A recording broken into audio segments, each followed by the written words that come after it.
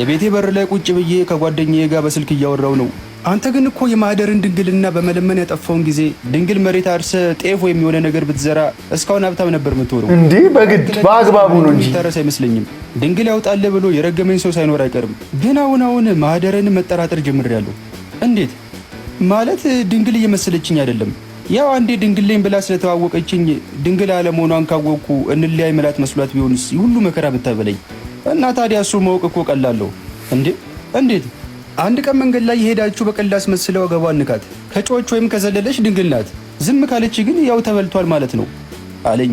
ጓደኛዬ ያሉ የተባሉ የማህፀን ስፔሻሊስት ሐኪም ልጅ በመሆኑ ሐኪም ቤት ወስዳስ መርምራት ይለኛል ብዬ ስጠብቅ እንደዚህ አይነት ባህላዊ ትንታኔ በመስጠቱ ብገረምም ያለኝን ነገር ለማረጋገጥ ጊዜ ሳላጠፋ ከቤት ወጣሁና በየአንድ ዓመት ልዩነት 9 ልጅ ወለደችውን የሰፈራችንን ሴትዮ ወገብ በቀልድ አስመስዬ ነካረኩት።